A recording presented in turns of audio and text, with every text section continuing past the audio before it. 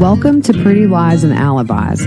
Let's seek the truth and travel the long road to justice together. What you know, Alibiers? Welcome to another episode of Pretty Lies and Alibis. I'm Gigi. It's Sunday. I didn't do one yesterday, I promised, but my uncle passed away, the one I told you about a while back that had liver cancer. So just been dealing with that. And so thank you for all your kind messages on social media. He was definitely what we called our funkle, the fun uncle, always laughing, always having a good time, never left his presence without being in a good mood. And in our family, we've been raised very close to our aunts and uncles. So they're like bonus parents. And so it's a tough loss. And we just had one in May. So just, I hope everybody stays well for a while. It's kind of piling up at this point.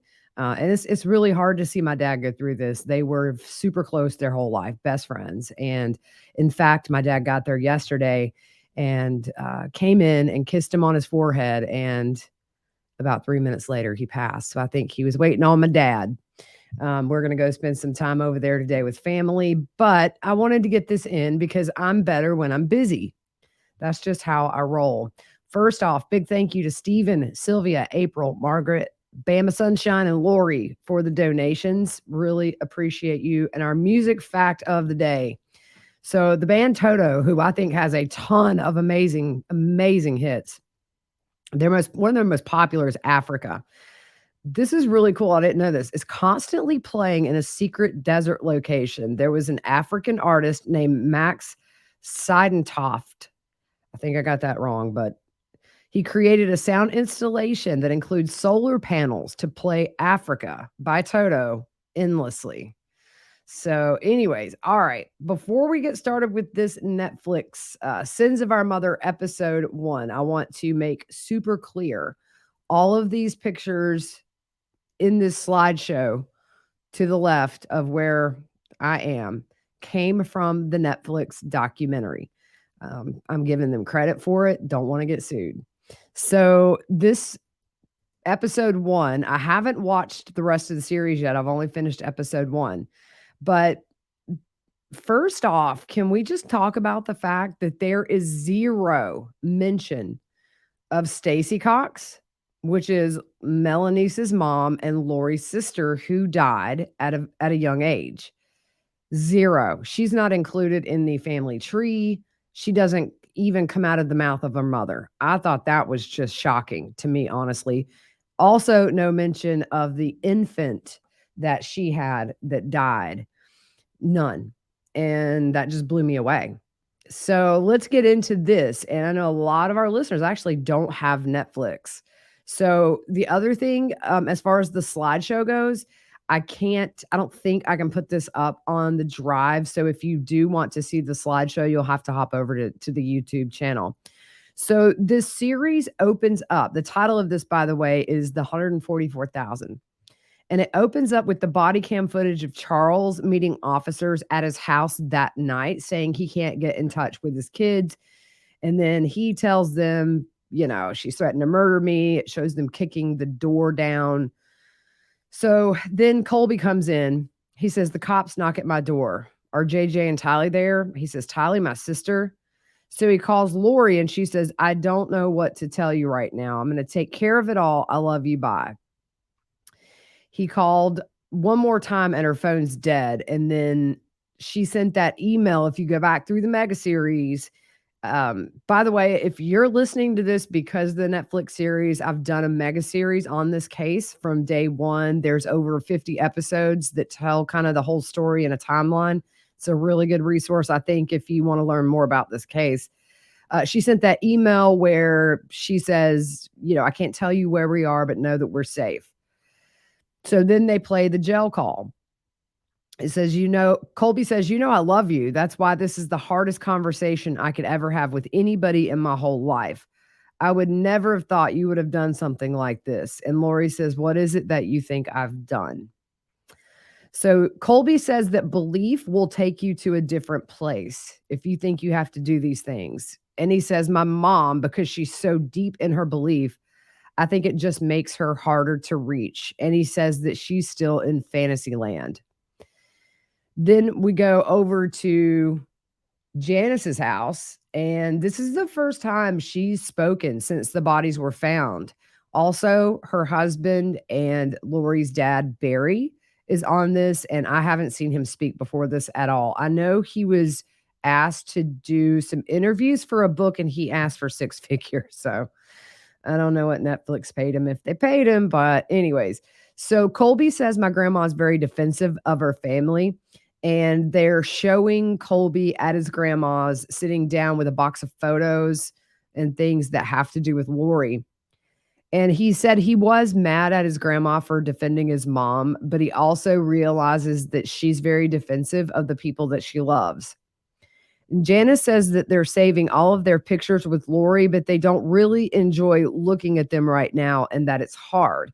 So I think, her and Summer both were very, very defensive of Lori before the kids' bodies were found, often laughing in interviews when it would be, said, was she brainwashed or would she hurt her kids? And so I totally acknowledge right now that things are very different as far as what she knows now. And Colby says, for me, it's like I don't even know if I really care about having that stuff, meaning the pictures. He says I can't erase her out, but at the same time, I don't know at what point I'll want to have that memory of her. And Janice says you will someday, and I don't mind holding on to it until then. So Colby says I can't right now. I'm still so angry. He says, I can't put in perspective. I have to think about Lori like she was, I'm sorry, this is Janice. I can't put it in perspective. I have to think about Lori like she was and not think about her now. I have it very divided in my head to function. And she said, looking back, everything seemed normal. We had two boys, Adam and Alex. Adam is just a doll. He loves his family. And she says, Alex was just super funny. He wanted to be a stand-up comedian. Lori was our next child. She was a darling little girl. Then she says, I raised all of our kids in the LDS church, and all our kids loved the Book of Mormon, and she always loved scripture. So in comes dad, Barry. He says she was like 8, and I was trying to teach her some things, and she started crying when she got home and told her mom and siblings, Dad is a spiritual giant. And he said she was very sensitive to that. He said, I know Lori is loved by her heavenly Father as well as other people who have been influenced and taken captive by Satan. Colby said that his mom got married right out of high school and it didn't last. And then she gave birth to Colby when she was 22. And he says that his biological dad and his mom were in a bad relationship, and Lori didn't want him to be in that. So she removed him from that situation. And then we see Joe Ryan's sister Annie come on, and she says that their relationship with Lori and Joe Ryan happened really fast. So Colby said they got married, they all moved in together, and he was really sweet and outgoing. And he thought it felt good to be a family because his whole life, that's what he wanted. And he said that's what his mom wanted. And Annie said Lori became the perfect sister. She was delighted that they were having a little girl, and they picked out the name Tylee, which Annie thought was beautiful. It is a really pretty name, by the way. Janice said Lori was super excited to have Tylee. She was tiny, a darling little baby, blue eyes, and said she was under 5 pounds when she was born, and Colby adored her, and she was everything to him. So Colby says he was excited to have a sister, and all he wanted was to have a family. But Annie said not long after Lori had Tylee, she entered the Miss Texas pageant, as we all know. And being on stage and being recognized to Lori was very important. So they go on to the Wheel of Fortune thing. And Annie said, I always think she had this inclination to spiritualize everything because she said God had told her she was going on Wheel of Fortune. And she had to have that validation that she had heard it from God, is what Annie said. Colby said he remembered Joe being this really sweet person in the beginning. And then he said, I don't know if he was just annoyed by me as a kid, little things such as Colby smacking his lips while he was eating. He didn't have manners. And Colby said it was always discipline, but never being taught how to correct these behaviors. Colby said it got worse and worse, and he would punch me in the back of the head. And he said he was a scared kid looking at his mom to save him from Joe Ryan. And Annie said she was worried and asked if she had ever experienced abuse, meaning Lori, and she said she did with Joe. And Annie said she wanted her to leave him. Colby said one day, I'll never forget, they had this long driveway where they were living, and they take off down the driveway to leave, and he said it felt like freedom, and he never wanted to see Joe Ryan again. He goes into the sexual abuse allegations, and he said he remembers telling his mom around the age of 8, and he didn't know how to explain what had happened, but he said he told her how he was using him and what he was doing. Lori was silent, and Colby felt like he had ruined her life, and that's where it started. That was kind of the breaking point for Lori, according to Colby. So they play that video of her testimony that we've talked about in the past where, I told the bishop if I didn't get a tip will recommend, all this. She said, I wanted to murder Joe. And Colby said that Lori would say in front of them or in front of other people that she wanted Joe Ryan dead. So Colby also talks about Alex tasing Joe and said he probably wanted to put him in the back of the trunk. Now, that surprised me because that is something that kind of makes me think, did he know about this plan with Joe? But he stops and says, so he kind of stops in the middle of that, and he just says that Alex was the oddball. So in 2006, after she separated from Joe, Colby said they were all over the place, different houses, different schools, different everything. And then Lori met Charles, and they were introduced by a client of hers at the salon. And Janice says that Charles was charming and Southern and so fit, and it was cute to see them together. She thought they were well matched, and we know that Charles converted to LDS when he got with Lori. And it's just that backtracking with Janice because we know that entire side of the family, other than Adam, shunned Charles and did nothing to help him with what he was saying Lori was doing, which is going off the rails. We've always said she was never held accountable by her family for anything. And I think that kind of contributes to where she ended up in a bit. It's obviously it's a lot of things combined. But Colby said Lori married Charles because she loved him, but also, and I think this is the big also, he was financially secure. And he could take care of them financially and had shown that he wanted to. But Colby felt like that Charles genuinely wanted to take care of him and Tylee. And so we know Charles had sons of his own, and Colby said they became a unit. And they felt more settled. They adopted JJ, as we know, in 2013. And Colby asked his mom, you really want to have a baby?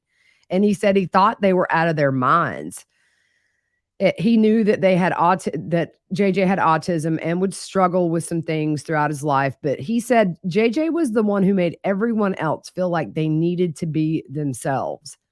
He said he loved him so much, and they had a very deep relationship. And that also JJ loved Tylee so much and really would listen to what she would say. I think that's super cute. Their bond till the end, literally. Tylee formed this natural, nurturing relationship with JJ, from the beginning. And as time went on, the LDS church, according to Colby, became a bigger topic in their house. There were pictures everywhere, and pictures of family and other things were getting replaced by pictures of temples and LDS stuff. So then they play some audio of Lori. I haven't heard some of this stuff. I'm thinking maybe somehow Netflix has got copies of these podcasts that we cannot find online. But it says, this is Lori, the Church of Jesus Christ of Latter-day Saints is a gateway to get you to the temple so that the Lord can teach you himself. I was in the ceiling room one time and saw a spirit sister come over, and she kissed me on the cheek before she disappeared through the wall. And I'll tell you, I've had people talk to me. All of a sudden, I hear this voice super loud, and I look around and I'm like, anybody hear that? No? Okay. And he sent me on a mission. So he told my husband and I to move to Kauai. And then she says, Hawaii, Hawaii, Hawaii. We were there 3 years. I thought we were going to be there forever. Look, it- she's cherry picking what Jesus says because I don't think Jesus has ever told me move to Hawaii ever in my life. If he did, I might listen. So December 2014, it we're still talking about this is still Lori. She said, I loved those children. We had so much fun doing that. And it shows them kind of swimming in the ocean, just their life in Hawaii. She said her life is full circle. I had to marry this husband to adopt this child to get to the point to be in Kauai at the time. I loved it there. And Colby said it was paradise and payoff for all the stuff that had ever happened in the past. I don't think it's payoff. Some people don't get payoff when they've had very traumatic things happen. They don't get to move to Hawaii. Tylee's friend, I think her name is Vaisha. It's such a beautiful name, and she's such a cute girl. She was on there, and she went to Hawaii 3 or 4 times. We know Lori would fly her out there to visit Tylee, and she would stay for a while. And she said they were very cared for when she was there, and there were times she wanted to live at Tylee's house because she was so comfortable there. Then we switch over to April Raymond. That's her friend she met in Kauai at church. Lori invited her to lunch, and then they just developed their friendship from there. And April was a single mom, and there's a stigma attached to being a single mom, especially being LDS. So she kind of felt like Lori was an answer to her prayers because Lori had a very similar background of being a single mom. And she thought Lori and Charles had a very ideal marriage, but she complained a lot about Charles. And she didn't see him as a spiritual equal. And that was a big source of contention in their marriage, according to April. She thought Charles was always trying to catch up to Lori as far as being spiritual and understanding different concepts. And maybe he just didn't really understand them. But she also said she didn't think Charles understood how frustrated Lori was about this inequality in a spiritual sense that she felt. And ultimately, she felt Charles was holding her back. Her beliefs had become a lot more extreme. She told April she had a personal encounter with the angel Moroni, and he was someone she communicated with regularly. So we go back into Lori talking, and it says, I've been ministered to by the angel Moroni. I've seen him. I've had lots of angelic ministry.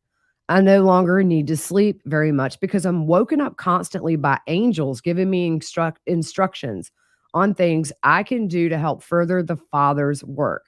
The time is now. The Lord is gathering his people. So if you remember at the hearing last week, Archibald said, we will eventually, the public will learn about her mental health diagnosis. He said the court knew, the prosecution knew, he knew. I really do think they're going to pull some of these podcast things in and hearing voices. I think that's going to be the route they go.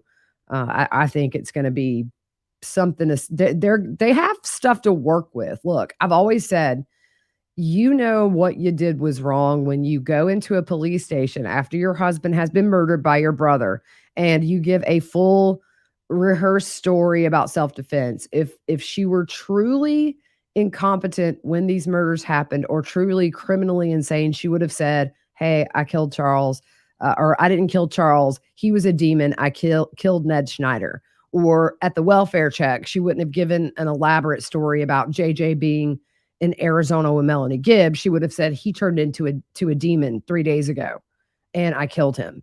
So for me, it's at the time, it doesn't matter. You can have mental illness, but you can still be culpable. And I 100% believe she's culpable because she lied. She covered it up. You only cover it up when you know what you did was illegal and wrong. April said she thought the beliefs gave Lori some identity, but really would have never imagined it would have taken us to where we are today. So Lori told April that they were going to move back to Arizona, and it cuts to a clip of Colby, Lori, Tylee, and JJ in the car, and it's a video. And Colby says, so we got till Tuesday night until the whole squad goes back home. And Lori says, boo hoo, mama gonna cry. Colby says everyone has their own thing going on, but, and Lori interrupts and says, they're busy lives. You're men now. And Colby says, yeah, I got things going on. Girls. Lori says, yeah, girls, you got to get back to your girls. And Colby says, play basketball. Lori says, you got to get back to your sports and your girls and your classes. Colby says, I think that's the best one we had, meaning a video. So apparently they did these. I think maybe after all this went mainstream, he might have pulled some of these offline or all. I haven't been able to find them. So Lori says, Merry Christmas. And Lori says, out, and gives the hang loose signal. And what's interesting to me is you have JJ in the back seat and he kind of is smiling at the camera and he's super cute. And then you have Tylee who is up in her seat, kind of almost at the gap in between the back seat and that gap between the passenger and the driver's seat. She's not acknowledged at all. Zero. They don't even bring her into the conversation. At one point, she says something about college and she's just not acknowledged. And that kind of stood out to me. So Colby says they moved back to Chandler and find this house. And he was at school. And the reason he moved back to Chandler again and stayed was because of him and Kelsey, his wife, who, as we know, a week and a half ago, he was arrested for admittingly sexually assaulting her and was let go. And the charges dropped for now.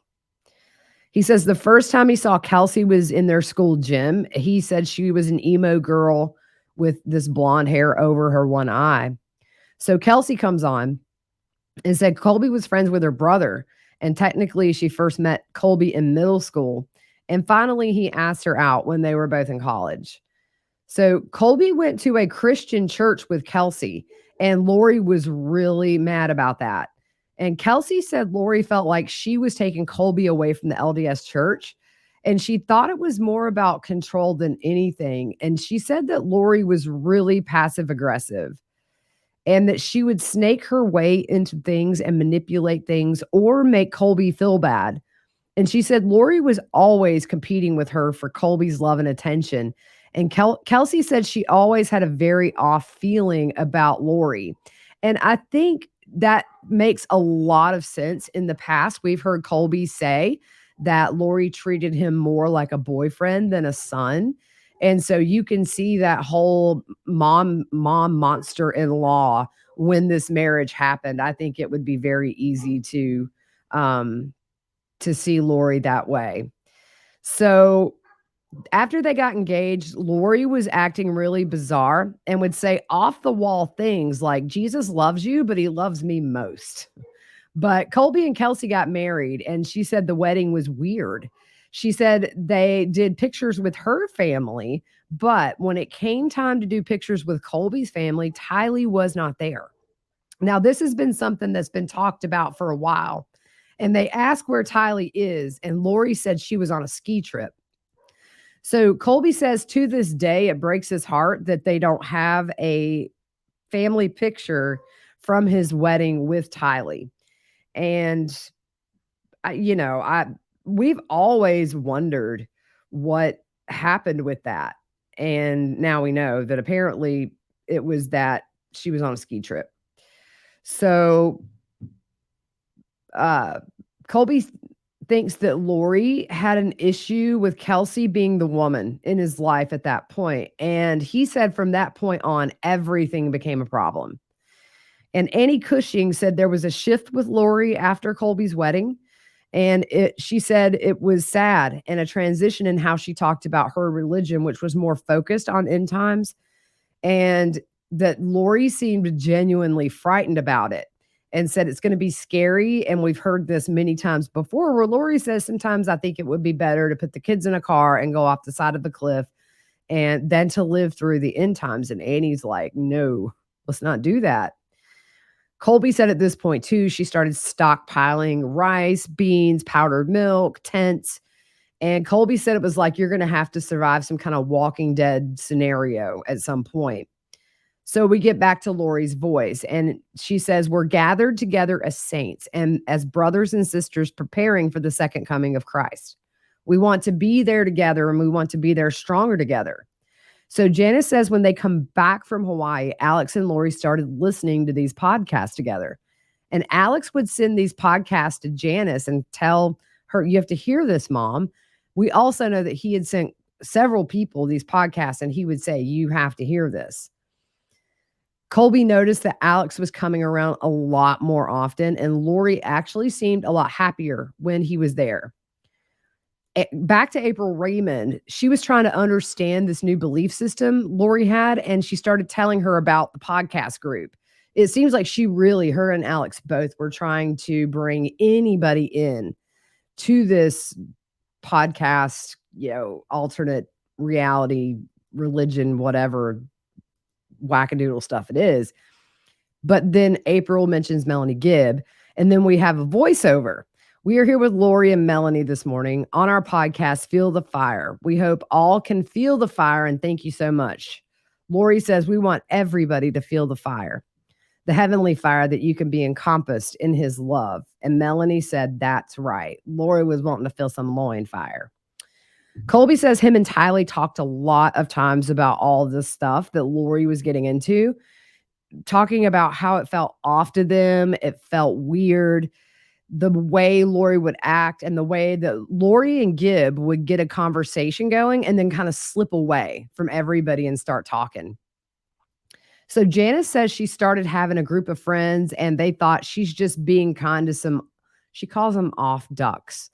See, but it's not even a thought from Janice that she sees Lori as being a saint, taking these oddballs in, and doesn't even say at this point where we are in 2022 that she was joining this fringe group. It's still, she doesn't acknowledge that even. April says that Lori told her she met Zulema at church, and Colby said he was excited for Lori because she really hadn't had friends in a long time, and even told her one time that he was proud of her and to go have fun and find friends. He said, I didn't know there was a group she was leading or anything, but he does remember her starting to go to these preparing a people conferences.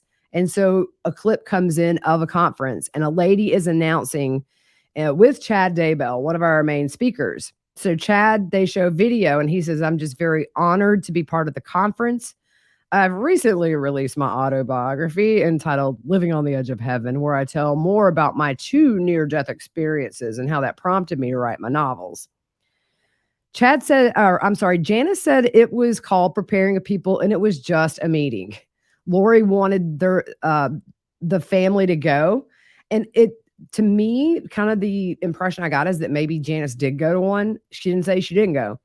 And she said Chad gave a talk at it. So we cut back to Chad talking at the conference. He said, I've been waiting 20 years for something to happen. I write all these novels and people are like, when's it going to start, And here's one of my new favorite characters because this is how people think I act. And he talks about Woody Harrelson in the movie 2012. And he said, that's how my relatives honestly think that's how I've acted for 5 years. And he kind of laughs. But he was right. We can prepare ourselves to survive through these trials that are coming. And that's the whole reason you're here. I know the Spirit has guided you and prompted you that you have a role to play. So we hear Melanie Gibb's voice, I believe. And she says afterwards, Lori went to where he was selling his books, and that's where they met. She talked to him, asked a lot of questions. She was interested in his thoughts. He was interested in what she knew. And the connection was instant. And Lori and Chad are like a tornado. It's like you have to have the right ingredients at the right time to merge. And then you get this really destructive path. And I think that's kind of, instead of fire and gasoline, the way I'm going to refer to Lori and Chad now is tornado, because they destroyed everything in their path. He had told her at this first meeting they had been married multiple times, but not in this life. So they show messages of loin fire on the screen, the first 3 or 4 sentences. And Dr. John from Hidden True Crime is on there. It was great to see him. He says you have to go back to 1985 to understand Chad. So in comes Benjamin Hyde, who was on the mission with Chad in New Jersey.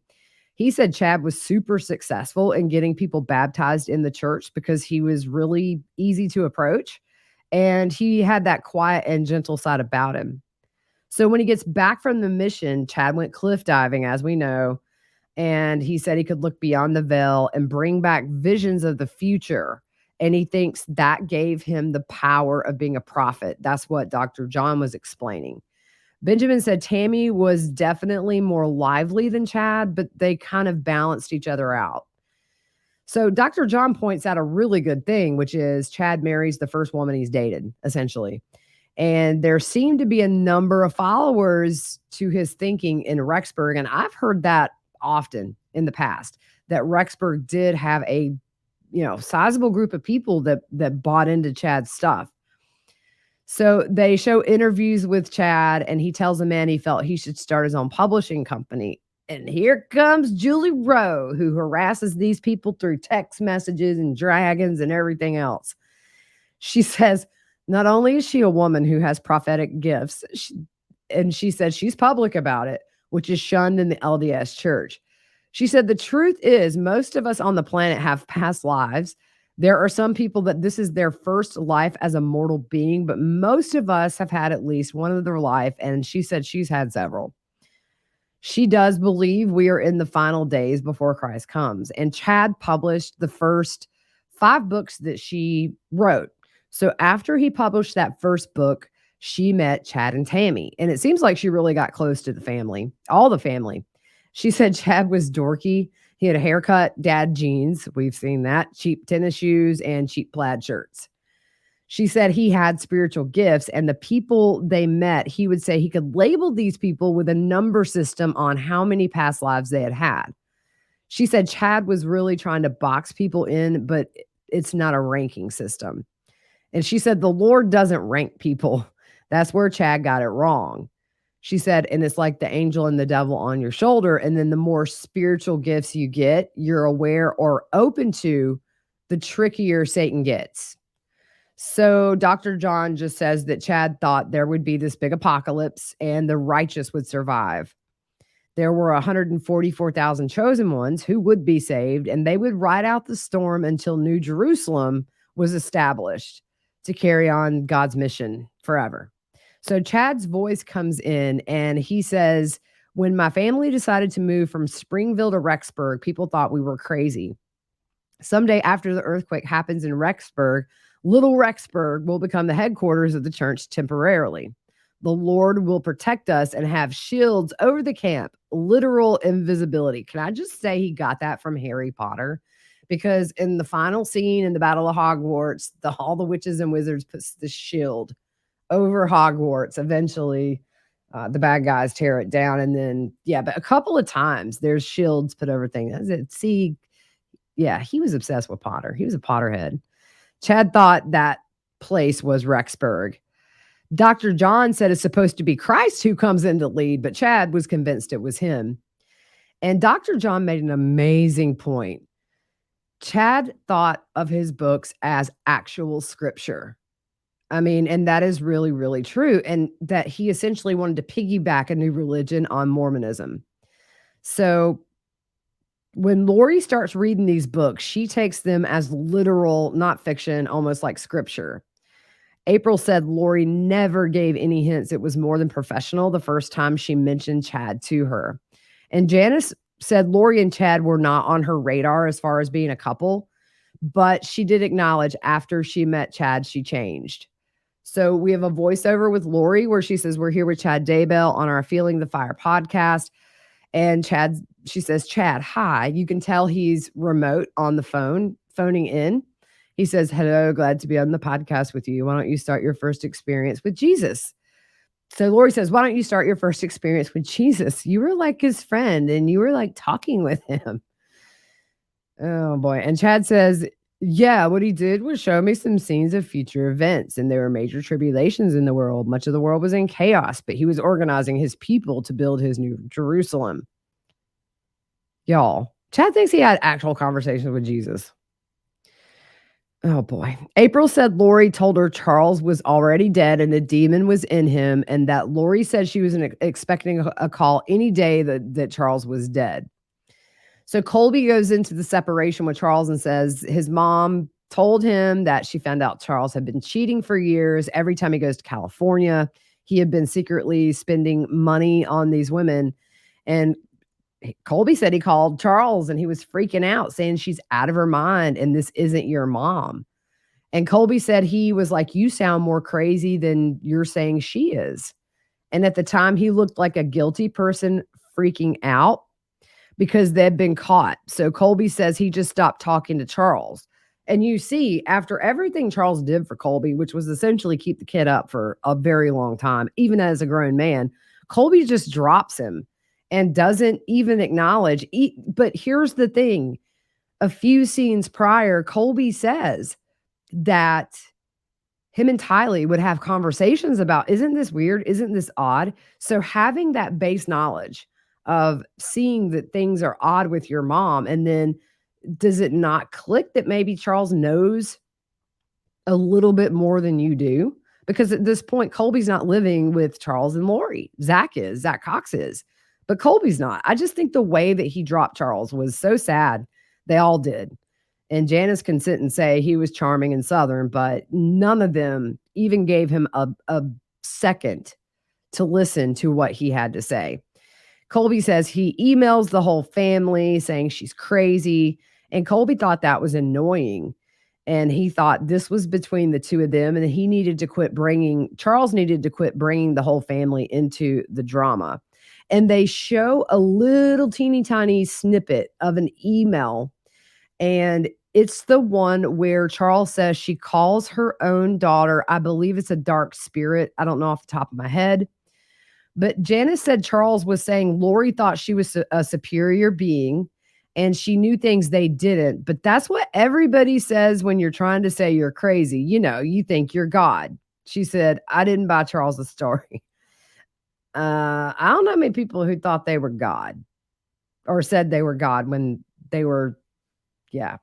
So they play Adam's interview over the phone where he's talking to police. They go through the January 30th stuff with Charles. As we know, that is the kind of the start of all of this. And they take his truck, get rid of his clothes. Janice says, Charles calls her saying you want his stuff back. And he was so upset. So they show the body cam at the house where the cops say Lori did nothing wrong by taking the kids. And Charles is telling his side of her being a resurrected being, emptied the bank account. The cop says, well, what makes her a danger to herself or others? And Charles says, she threatened to kill me. And not only that, but you go back to what we've covered in the mega series, which is none of these cops took him seriously. And maybe if you had a different cop who listened to that exact same story, he would say, hey, yeah, we need to find these kids, because even if she had a legal right to those kids, which is what the cop said, you can have a legal right to your kids and still say things that make you a danger to where the cops need to intervene to make sure they're safe. So Charles's voice comes in and it said, I went to the CSI to file a report where Community Bridges is, and filed a report. They ordered pickup. So then they switch over to the hotel body cam footage after he took her purse. And it shows police footage when Lori, Tylee, and Melanie Gibb went to the police station. And Annie had a really good point. Joe Ryan's, Tylee's aunt and Joe Ryan's sister, he said they were intoxicated by her siren song. And that was her words. And it's true. They totally were giggling and not even taking Charles seriously at all. So when Charles moved to Houston, Colby said Tylee was devastated by the whole situation. The home's broken. She doesn't know how to feel or think. And we know that Tylee and Charles didn't have the best relationship. Step parent, combine that with being a teen. It's a perfect storm sometimes. But I do think that when Lori was married to Charles, that was the only bit of normalcy that poor kid had her whole life. And even if they didn't get along, I'm sure she still loved Charles. And that was obvious to me. One of her friends had actually said that when she went to see her after Charles's murder. Tylee said, we didn't get along, but he was still like a parent figure. So you see that confliction. And I don't think Lori really allowed Tylee to bond with Charles. Lori seemed like she needed to be the main person in every single person's life, whether it's Colby's, Tylee's, Charles's, Joe's, whoever. So July 2nd, 2019, that's when Charles sends Adam the email that Lori faked. And they go through how Charles says he's going to reach out to Tammy, and he had found her email from their book publishing site. And he told Lori in a text he was going to get in touch with her. And Lori says, "Hey, she's my friend. Don't bother."